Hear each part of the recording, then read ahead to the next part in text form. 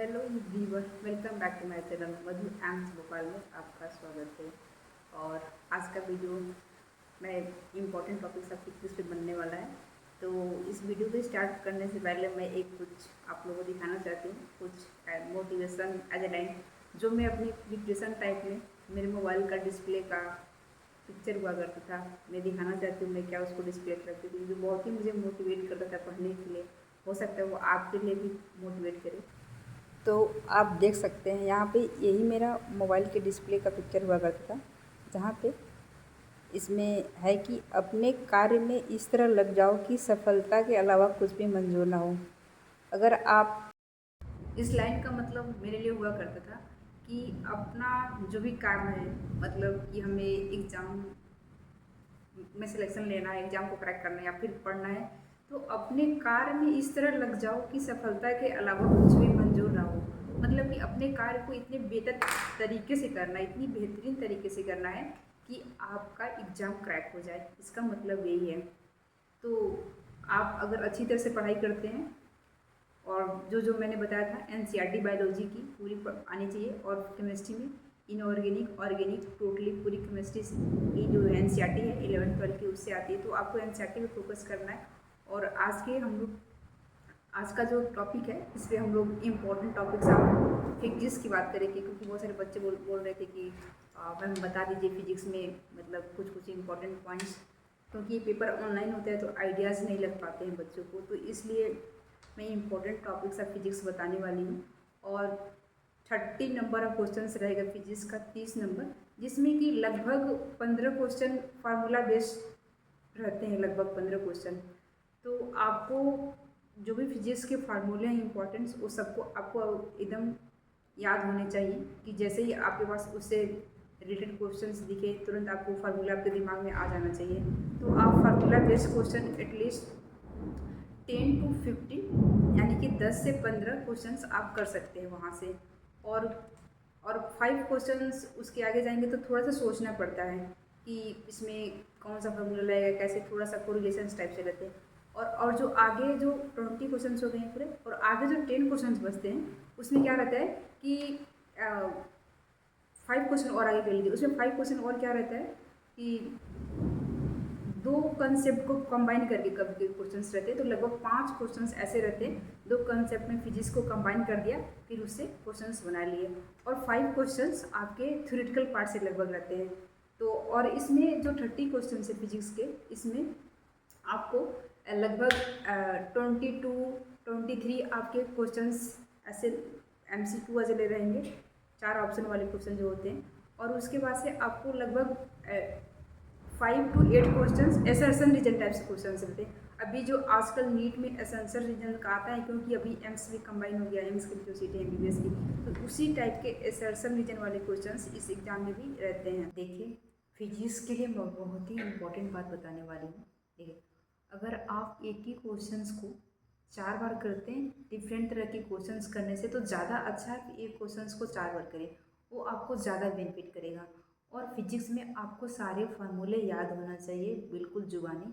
अगर कोई भी सेंटेंस बना के दे तो आपको पता होना चाहिए कि इस पर कौन सा फार्मूला लगने वाला है।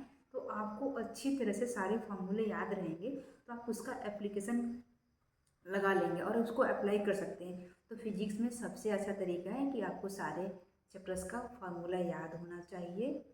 और आप मतलब कि जो भी टॉपिक मैंने बताया, फिर जो भी टॉपिक जब आप क्वेश्चन प्रैक्टिस करते होंगे, PYQs देखा होगा आपने नेट की, तो सबसे बेटर तरीका क्या है कि वही सेम टॉपिक पे और सेम बुक से, मतलब आप जो भी अपना मटेरियल फॉलो करते होंगे, स्टडी मटेरियल फिर या मॉड्यूल, जहाँ से भी आप क्वेश्चंस लगाते होंगे, आप सेम क्वेश्चंस को एटलीस्ट 4 बार 5 बार ही लगाएं। 4-5 तरह का क्वेश्चंस ना लगाएं, एक ही क्वेश्चन को 4 से 5 बार लगाएं। यानी कि मैं ये बताना चाहती हूँ कि कोई एक टॉपिक है, उस पर 4-5 क्वेश्चन मैंने लगाया, मैं उसी 4-5 क्वेश्चंस को फिर हफ्ते दिन बाद मतलब फिर उसको उसी क्वेश्चंस को सॉल्व करूँगी, देखूँगी मुझसे सॉल्व हो रहा है कि नहीं। अगर फिर एक और काम करेंगे कि जब मैं किसी क्वेश्चंस को सॉल्व करूँगी, जो क्वेश्चन मुझसे फर्स्ट टाइम में नहीं लगेगा तो उसको, जिसको लगाने में हमें प्रॉब्लम हो रहा है, सोचना पड़ रहा है, किसी की हेल्प लेनी पड़ रही है, फिर किसी से पूछना पड़ रहा है, तो उसको हम मार्क कर लेंगे, स्टार मार्क करेंगे, या फिर जो भी अपना मार्क है उसे आप मार्क कर सकते हैं। उसके बाद से आप उसे फिर हफ्ते दिन बाद उसी क्वेश्चंस को लगाएंगे, ना कि आप किसी नए क्वेश्चंस को लगाएंगे। मतलब कि एक जगह से आप पढ़ाई करिए, मतलब चारों तरफ से ऐसे घूम घूम के पढ़ाई ना करें। किसी एक बुक की, किसी एक मॉड्यूल को, जो भी आप फॉलो करते हैं मटेरियल, आप उसे फॉलो करें और उसी को बार बार लगाएं। क्योंकि आपने पूरी साल जो भी क्वेश्चंस लगाए, आप प्रैक्टिस किए। मैं यही कहना चाहती हूँ आपसे कि लास्ट टाइम जो चल रहा है, अभी नए क्वेश्चन बिल्कुल ना लगाइएगा। वही जो पुराने क्वेश्चंस आपने एक साल में जो भी प्रैक्टिस किया, आप उन्हीं कॉपी, अपने उन्हीं बुक्स को जो भी टॉपिक पे लगाएं, उन्हें एक बार और ज़रूर लगाएं, 2 बार। क्योंकि जब आप किसी टॉपिक को 2 बार 3 बार लगाते हैं तो आपको थोड़ा लॉन्ग टर्म मेमोरी के लिए चला जाता है, और आपको टाइम में, एग्जाम टाइम में सोचना नहीं पड़ता। आप तुरंत बना लेंगे, दिमाग तुरंत आपके दिमाग में आ जाएगा, क्योंकि आपने उसको 2 से 3 बार प्रैक्टिस कर चुके हैं ना। तो कहीं ना कहीं दिमाग में वो चीज़ें रह जाती हैं। इसीलिए सबसे ज़रूरी है कि एक बुक से और एक क्वेश्चंस को कई बार लगाएं, ना कि अलग अलग तरह के क्वेश्चंस को लगाएं। और एक और चीज़, अगर आपसे फिजिक्स के क्वेश्चंस नहीं बने तो आपको डिमोटिवेट नहीं होना है और डिप्रेस नहीं होना है, बिल्कुल टेंशन स्ट्रेस नहीं लेना है। आप ऐसा कर सकते हैं, देखिए कि आपका स्ट्रॉन्ग पॉइंट जो भी होगा, कुछ तो होगा ना, सबका कुछ स्ट्रॉन्ग पॉइंट होता है, कि सबका कुछ वीक पॉइंट होता है। तो आपका जो भी स्ट्रॉन्ग पॉइंट है आपको स्ट्रॉन्ग करके रखना है।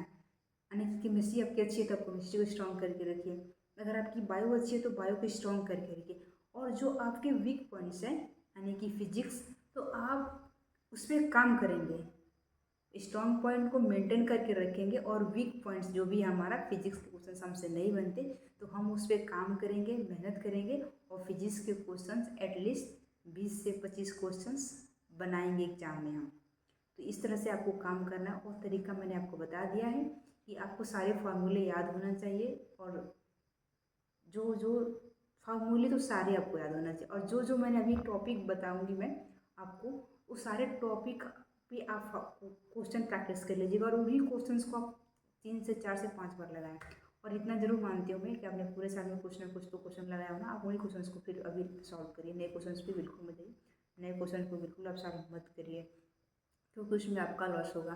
क्योंकि टाइम जाएगा, और फिर आपके पास आपने इतनी सारी चीज़ें पढ़ी, तो उसमें होता है ना कि हमने बहुत सारी चीज़ें पढ़ ली कोई, और उसमें से होता है कुछ चीज़ें होती है काम की। अपने कोई स्टोरी पूछिए, आपसे कोई पूछता है कि इसका निष्कर्ष क्या रहा है, इसको आप, इसे मुझे अगर 4 शब्द में पूछे तो तुम क्या कहोगे। तो उसी तरह से तब आपको खुद एनालिसिस करना होगा। और आप जो कुछ भी पढ़ते हैं तो उसमें से सबसे इम्पोर्टेंट क्या है, यानी कि आप देखिए, कोई भी आप चैप्टर खोलते हैं पढ़ने के लिए, तो आप सबसे पहले देखिए कि उस चैप्टर से किस टॉपिक से सबसे ज़्यादा क्वेश्चन पूछा गया और कैसे। यानी कि उसी टॉपिक पे आपको कई 4 से 5 या 10 क्वेश्चंस लगाने हैं, और उन्हीं 10 क्वेश्चंस को हर 1 महीने पे, 2 महीने, फिर जो भी तो टाइम नहीं, एग्जाम है आप लोग का, तो फिर आपको हर 2-4 दिन पे आपको देखते रहना है। तो आप ऐसे करके अपने फिजिक्स में मार्क को इंक्रीज कर सकते हैं। बिल्कुल ध्यान रखिएगा, आप एक ही क्वेश्चन को 4 बार लगाएंगे, वो ज़्यादा फायदा करेगा। 4 तरह के क्वेश्चंस लगाने के, ये उन बच्चों के लिए है जिनको नहीं आता है फिजिक्स का करने। क्योंकि किसी बच्चे का टेलीग्राम पे मैसेज आया था कि मैम मुझे बहुत डर लग रहा है, जैसे से नीट एग्जाम पास आ रहा है। तो मैं इसलिए बता रही हूँ कि आप ऐसा कर सकते हैं, और बिल्कुल डरने की आपकी ज़रूरत नहीं है। अगर आपने पूरे साल पढ़ाई की है, अगर आप नहीं किए, तो भी आपको डरने की ज़रूरत नहीं है। आप एग्ज़ाम में बैठेंगे तो आप सीखेंगे कि मतलब क्या आपकी कमियां रही हैं। अगर आपका सिलेक्शन हो जाता है तो बहुत अच्छी बात है, आपने मेहनत की है तो आपका सिलेक्शन हुआ, यह बात आपको पता होगा। अगर आपका ऐसा तो नहीं कोई बच्चा सोचता है, लेकिन अगर आपने नहीं पढ़ाई की हो तो फिर आपको पता होती है अपनी कमी, कि मैंने कहाँ पे पॉइंट, क्या गलती की है, मैंने पढ़ाई नहीं की है।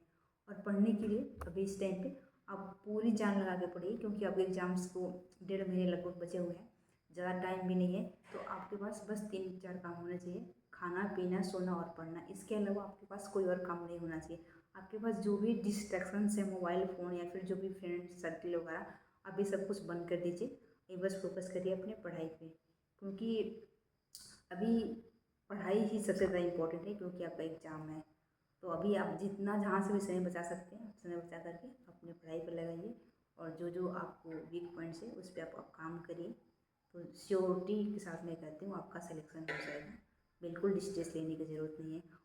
स्ट्रेस लेना है तो पढ़ने के लेना है, और कैसे लेना है, पॉजिटिव वे में स्ट्रेस लेना है कि हाँ हमें पढ़ाई करनी है, निगेटिव वे में नहीं लेना है कि नहीं मेरी पढ़ाई नहीं हो रही है तो मैं डिप्रेस हो जाऊँ फिर ऐसे। और अगर आपकी लाइफ में ऐसे निगेटिव लोग हैं जो आपको डिमोटिवेट करते हैं तो फिर उनसे आप दूरी बना लीजिए, अपने काम पे फोकस करिए, क्योंकि वो हम सबको डिमोटिवेट करते रहते हैं वैसे लोग। तो इसलिए वैसे लोगों की संगति में आए जो भी आपको आपके साथ पढ़ता है फिर आपको मोटिवेट करता है पढ़ने के लिए, तो आप उनके साथ पढ़ाई करिए, बिल्कुल ऐसा कर सकते हैं आप। चलिए बिना टाइम वेस्ट किए हम लोग आ जाते हैं अपने वीडियो के मेन टॉपिक्स पे। तो सबसे पहले इम्पोर्टेंट टॉपिक है वेक्टर। वेक्टर में क्रॉस प्रोडक्ट और डॉट प्रोडक्ट, क्रॉस प्रोडक्ट और डॉट प्रोडक्ट दोनों बहुत इंपॉर्टेंट है। क्रॉस प्रोडक्ट और डॉट प्रोडक्ट का जो भी एप्लीकेशन है आपको आना चाहिए कि कौन से फार्मूले में क्रॉस प्रोडक्ट लगेगा, कौन से कुछ फार्मूले में डॉट प्रोडक्ट लगेगा, जैसे कि पावर हो गया, मोमेंटम हो गया, तो ये सब कुछ है। जैसे कि एनर्जी हो गई, पोटेंशियल एनर्जी, तो यहाँ पे कभी कभी कुछ में डॉट प्रोडक्ट लगता है, कुछ में क्रॉस प्रोडक्ट लगता है। तो आप लोग जा करके क्रॉस प्रोडक्ट और डॉट प्रोडक्ट्स का एप्लीकेशन पे क्वेश्चन एक बार प्रैक्टिस जरूर कर लीजिएगा। ये हो गई वेक्टर वाले टॉपिक। उसके आगे दूसरा हमारा टॉपिक है डायमेंशन। डायमेंशन में आपको टाइम का, एक्सेलेरेशन का, स्पीड का, सारी का जो भी डायमेंशन है आपको डायमेंशन निकालने आना चाहिए। अगर आपका कोई भी मतलब कि सेंटेंस में दे करके बनाएगा कि इसमें इसका क्या डायमेंशन होगा, तो फिर उसमें आपको अगर डायमेंशन निकालने आता है तो आप वहाँ पे डायमेंशन निकाल लेना। डायमेंशन से एक क्वेश्चन आपका रहेगा और वेक्टर से एक क्वेश्चन रहेगा। लोग आ गए थे काइनेमेटिक्स पे। तो काइनेमेटिक्स में एवरेज स्पीड, एवरेज वेलोसिटी का फार्मूला और इसका एप्लीकेशन आपको आना चाहिए। प्रोजेक्टाइल मोशंस का आपको सारे फार्मूले पता होना चाहिए। प्रोजेक्टाइल मोशन में जो भी सारे एप्लीकेशन हैं, मतलब कि टाइम का, हाइट का, फ्लाइट का, ये सब सारे फार्मूले आपको आना चाहिए, रेंज का, तो ये सब सारे फार्मूले आपको जुबान पे याद होने चाहिए। हमारा नेक्स्ट टॉपिक है न्यूटन का सेकेंड लॉ। जो भी है न्यूटन का सेकेंड लॉ का एप्लीकेशन आपको आना चाहिए। न्यूटन का सेकेंड लॉ का फार्मूला जो भी है आपको आना चाहिए। मोमेंटम और इम्पल्स का जो भी रिलेशन है आपको आना चाहिए। मोमेंटम, वर्क एनर्जी पावर पर आ जाएंगे हम लोग। वर्क एनर्जी पावर में देखिए टोटल वर्क डन निकालना आना चाहिए। फिर एनर्जी में total kinetic energy, potential energy आना चाहिए। और पावर में पावर का आपको डिफिनीशन आना चाहिए। पावर के और भी जो सारे फॉर्मूले आपको आना चाहिए। जो मैंने अभी आपको बताया था ना, क्रॉस प्रोडक्ट और डॉट प्रोडक्ट का एप्लीकेशन आना चाहिए। तो जो डॉट प्रोडक्ट है, क्रॉस प्रोडक्ट है, इन सब में यूज होते हैं, मतलब पावर्स में और की जो फार्मूले इन सब में, तो आपको पता होना चाहिए यहाँ पे क्रॉस प्रोडक्ट लगाएंगे, डॉट प्रोडक्ट लगाएंगे। फिर उसके बाद से देखिए वर्क डन इन कांस्टेंट फोर्स, वर्क डन इन वेरिएबल फोर्स। तो ये बहुत ही इंपॉर्टेंट टॉपिक है वर्क डन निकालने के लिए। देखिए वर्क डन इन कांस्टेंट फोर्स, वर्क डन इन वेरिएबल फोर्स में आपका ये क्वेश्चन बहुत बार पूछा गया है इस टॉपिक पे, तो आप लोग जरूर देख लीजिए। और law of conservation of mechanical energy. तो law of conservation of mechanical energy का आपको एप्लीकेशन आना चाहिए। तो आप लोग इस एप्लीकेशन पे, law of conservation of mechanical energy में बहुत सारे ज़्यादा क्वेश्चन पूछे गए हैं। तो आप लोग इस एप्लीकेशन को यानी कि इस जो टॉपिक है इसके सब फार्मूले आपको पता होना चाहिए, कैसे इसमें लगाते हैं और कैसे कंडीशन को बनाते हैं। Initial kinetic energy equal to final kinetic energy, या फिर जो भी है work done, initial work done equal to final work done. तो जो भी है इसका फार्मूला आपको आना चाहिए, इसको अप्लाई करना आना चाहिए, ऐसा मेरा कहना है। तो हम लोग आ जाते हैं सर्कुलर मोशन में। फिर आप लोग हम बात करेंगे सर्कुलर मोशन में, क्योंकि मैंने एक पेज पे ऐसे नोट कर रखा है क्या क्या इंपॉर्टेंट टॉपिक है। और ये जो भी मैं बता रही हूँ, मैंने अभी 2023 के जिन बच्चों ने एग्जाम क्रैक किया है, मैंने 4-5 बच्चों से बातचीत की और डिस्कस किया उनके साथ कि क्या इंपॉर्टेंट टॉपिक जो भी तुम्हें याद आ रहा है, कि मतलब कैसे क्वेश्चन आए थे, क्या है। तो ये सब जो भी मैं बता रही हूँ, उन 4-5 बच्चों ने मिल के कुछ टॉपिक बताया, कुछ मेरा भी एक्सपीरियंस है, तो मैं उसके हिसाब से बता रही हूँ। ऐसे कुछ भी हवा में नहीं बता रही हूँ मैं, क्योंकि मतलब समय निकाल करके डिस्कस किया हूँ बच्चों के साथ और फिर मैंने ऐसे एक पेज पर नोट कर लिया और फिर मैं आप लोग को बता रही हूँ। तो work done in the variable force, constant force, law of conservation of mechanical energy, circular measurement, centrifugal का एक्सेलरेशन निकालने आना चाहिए, और angular velocity, relation between velocity and angular velocity, और maximum speed in the circular motion. ये जो भी मैं बोल रही हूँ ये सब सारे इस पे फार्मूले जो भी इनके आपको याद कर लीजिएगा इन पे, और उन पे क्वेश्चन प्रैक्टिस कर लीजिएगा। For bending of the cyclist का एक फार्मूला हुआ करता था, tan theta equal to p² upon rg। तो बेंडिंग ऑफ द साइक्लिस्ट यानी कि कोई रोड ऐसे इंक्लाइन है तो फिर अगर बेंड कर रहा है तो क्या एंगल बनेगा, या फिर वहाँ पे क्या वेलोसिटी होगा, तो वो करके क्वेश्चन एक पूछता है, तो आपको ये आना चाहिए। Circular motion in the plane का है।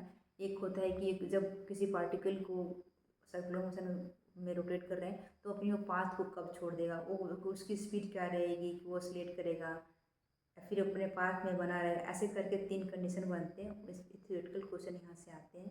और कब कहाँ पे सर पे टेंशन ज़्यादा लगेगा, कहाँ पे टेंशन कम होगा, तो आप लोग इस वाले पार्ट को जरूर देख लीजिए। यहाँ से थ्योरेटिकल क्वेश्चन बनते हैं। और सेंटर ऑफ मास से को अप्लाई करना आप लोग देख लीजिएगा। सेंटर ऑफ मास किसी ऑब्जेक्ट का निकालने के लिए आ जाता है। फिर हम लोग आ जाते हैं कोलिजन वाले टॉपिक पे।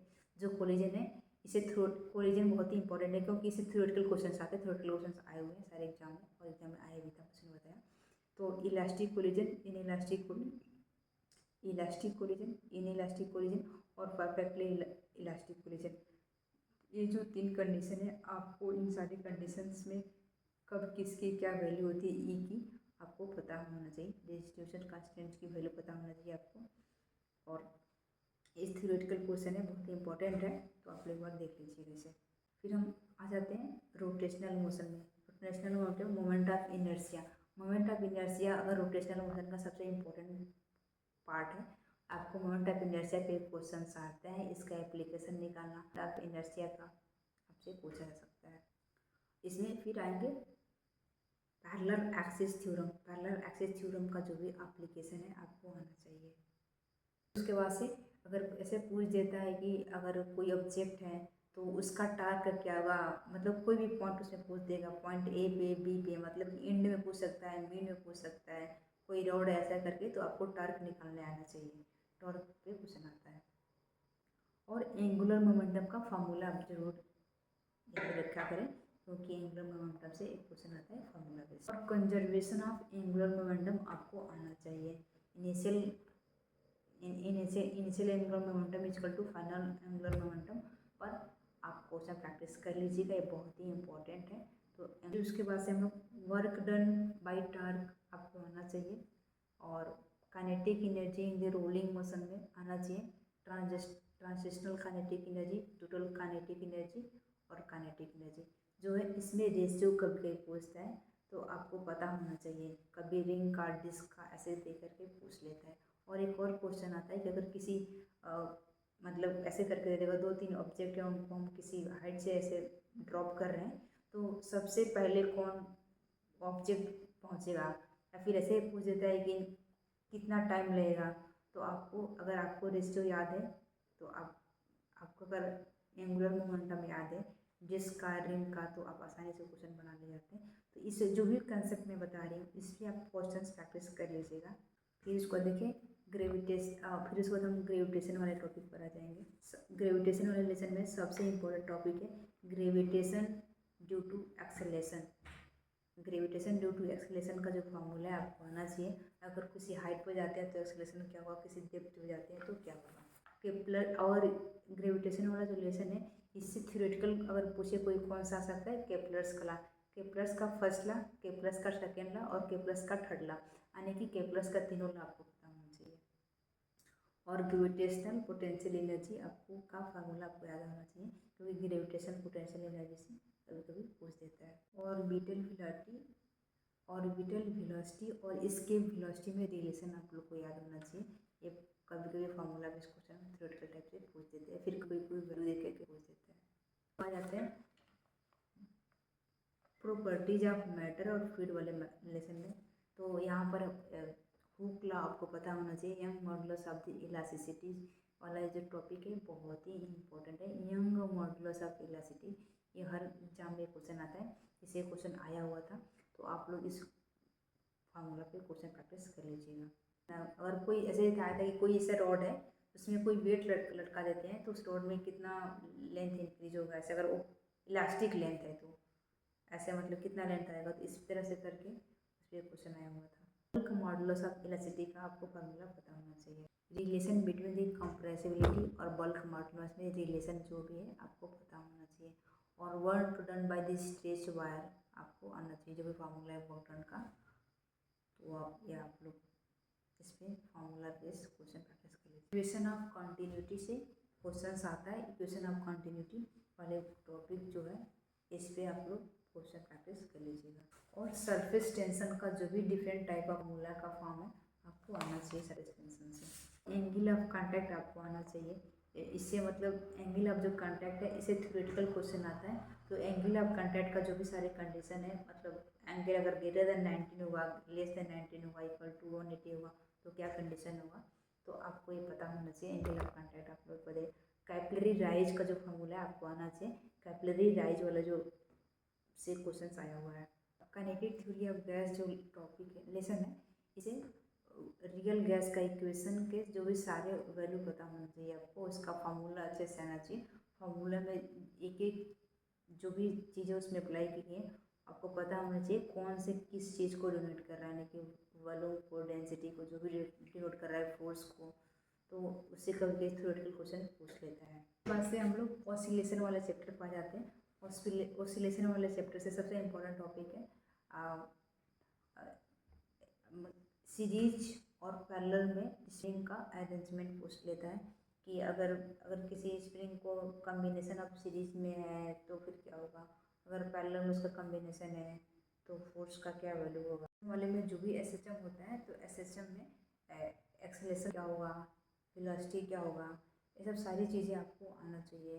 काइनेटिक एनर्जी क्या होगा, ये सब जो भी ऑसिलेशंस वाले टॉपिक में जो भी इस पे फार्मूले आपको ये आने चाहिए। वहाँ से वेव मोशन और डॉपलर इफेक्ट्स हो जाते हैं, तो आपको पता होगा ना डॉपलर इफेक्ट टॉपिक नीट से निकाल दिया गया है। तो भी वेव वाला जो क्वेश्चन है उससे आएगा क्वेश्चन आपको। वेलोसिटी ऑफ द पार्टिकल्स आ जाता है, velocity of the wave, relation between the velocity of the particles and velocity of the wave का रिलेशन को पता होना चाहिए। ये दो मैंने बताया बहुत ही इंपॉर्टेंट है, सारे एग्जाम में से क्वेश्चन पूछे हुए हैं और ये इससे क्वेश्चन आया हुआ था। Energy in the wave motion आपको आना चाहिए। Kinetic energy, potential energy, total energy क्या होगा, तो आपको एनर्जी इन दी वेव आना चाहिए। काइनेटिक, पोटेंशियल और टोटल का फॉर्मूला अच्छे से याद होना चाहिए जुबान पे। आपको close organ pipe, open organ pipe में जो भी डिफिनीशन है आपको आना चाहिए। क्लोज आर्गन पाइप और ओपन आर्गन पाइप्स में फंडामेंटल फ्रीक्वेंसी क्या होगा, यानी कभी कभी क्लोज आर्गन पाइप और ट्रांसवर्स वेव का जो है इन दोनों को कंबाइन करके कंसेप्ट मिला करके क्वेश्चन बना देता है। तो मैंने इस वीडियो में important topic of the 11th की फिजिक्स आपको बता दिया। ऐसे ही करके मैं 12th का बता चुकी हूँ इसके पहले भी, मतलब ऐसे टॉपिक तो नहीं बताए। 12th के फिजिक्स में आपको क्या करना है देखिए, और एक बार और से बता दें, देखिए क्वेश्चंस इस एग्जाम में 11th और 12th, तो ऐसा नहीं कि 11th से क्वेश्चन नहीं रहते, 11th वाले टॉपिक से ईजी टाइप क्वेश्चन रहते हैं। जैसे कि अभी मतलब फार्मूले बेस्ड ईजी क्वेश्चन है, तो आप 11th वाले जो टॉपिक बताए आप उनसे प्रैक्टिस करिएगा। उसके बाद से 12th वाले जो टॉपिक है उसमें से आपको 12th में बहुत ही लेंदी मतलब चैप्टर्स हैं, तो उसमें भी सारे फार्मूले आपको याद होना चाहिए। और उसमें भी मैं ऐसे एक वीडियो बना दूँगी 12th के लिए भी, कुछ टॉपिक्स के लिए। तो अभी ये वीडियो का आपको ज़रूर फीडबैक दीजिए मुझे, आपको ये वीडियो हेल्पफुल रहा कि नहीं रहा, कैसा लगा वीडियो, और या फिर मुझे कैसे वीडियोज़ बनाना चाहिए। अगर आपका कोई राय है तो आप मुझे कमेंट कर सकते हैं, क्योंकि मेरे को वीडियो बनाने के लिए बहुत टाइम निकालना पड़ता है, क्योंकि हमारा शेड्यूल बहुत बिजी होता है। सुबह कॉलेज के अगर निकलते हैं 9 बजे से हमारी कॉलेज स्टार्ट होती है, फिर हमारी क्लिनिकल पोस्टिंग कमेटी सब आने लगती है, और फिर शाम को 5-6 बजे के करीब खाली होते हैं। और मैं अभी पता है आपको कब मैं वीडियो शूट कर रही हूँ, मैं आपको दिखाती हूँ। रात के 2 बजने वाले 1:45 हो रहा है, तो मैं रात में वीडियो शूट कर रही हूँ, क्योंकि टाइम नहीं मिलता है, क्योंकि हमारे और भी बहुत सारे काम रहते हैं। तो ये मैं अपना इम्पोर्टेंट टाइम निकाल के आप लोग के लिए वीडियो बनाती हूँ, तो इसलिए मैं आप लोग ज़रूर फीडबैक दीजिएगा, ताकि मुझे भी मोटिवेशन मिले कैसे वीडियो बनाना है। या फिर आप कमेंट करके बताइए आपकी नीड क्या है, कैसे आप मुझे अगर कोई सजेशन देना है तो आप मुझे सजेशन दे सकते हैं कि आप और ऐसे बनाइए। तो इस वीडियो में इतना ही है, तो अगर आप ज़रूर मेरा सपोर्ट करें, क्योंकि मैं टाइम निकालती हूँ वीडियोज़ बनाने के लिए। और आपको कोई और भी क्वायरी है, इंक्वायरी या फिर और भी कुछ चीज़ें, तो आप मुझे इंस्टाग्राम पे फॉलो कर सकते हैं। और इंस्टाग्राम पे मतलब अगर अपना जो भी कुछ भी है गाइडेंस या फिर कुछ भी, तो आप मुझे मैसेज कर सकते हैं, वहाँ पे मैं रिप्लाई ज़रूर करती हूँ। तो और अगर अभी तक आपने मेरे चैनल को सब्सक्राइब नहीं किया तो ज़रूर सब्सक्राइब करें, और मैं ऐसे इंफॉर्मेशनल और वीडियोज़ मोटिवेशनल लेकर आती रहूँगी, और आप लोग को ऐसे गाइड करती रहूँगी। मैं बता रही थी आप लोगों को कि अभी मैंने बताया था कि मतलब मैंने कुछ स्टूडेंट से बातचीत की थी, डिस्कशन किया था आपस में कि मतलब कैसे क्वेश्चंस आए थे। तो मैंने बच्चों ने कुछ जीके के बारे में बताया, तो जीको पे एक बहुत ही अच्छी वीडियो आने वाली है। और केमिस्ट्री के इंपॉर्टेंट टॉपिक्स के बारे में भी मैंने उनसे पूछा क्या जितना हमको याद था जो भी तो थोड़ा बहुत बताया। तो अभी केमिस्ट्री पे नेक्स्ट वीडियो आएगी, अभी फिजिक्स के लिए भी मैंने इतना ही इंपॉर्टेंट टॉपिक बता दिया। फिर नेक्स्ट वीडियो हमारी केमिस्ट्री पर आएगी और फिर उसके बाद से मैंने कट ऑफ के लिए वीडियो लगभग प्रिपेयर ही होने वाली है। तो क्या इस बार कट ऑफ रहेगा 2024 में पैरामेडिकल्स के लिए और नर्सिंग के लिए, ये हमारा नेक्स्ट वीडियो होगा। तो ज़रूर सब्सक्राइब करें मेरे चैनल को, और भी कोई क्वारी इन्फॉर्मेशन है तो आप मुझसे। और एक चीज़ और, टेलीग्राम का जो मेरा पेज है आप उसे ज़रूर फॉलो करें, क्योंकि वहाँ पे मैं अपने शॉर्ट नोट्स डाली हूँ, कुछ कुछ जो पॉइंट्स जो मैं डिप्रेशन टाइम में यूज़ करती थी, तो आप वहाँ से आप उसका बेनिफिट ले सकते हैं।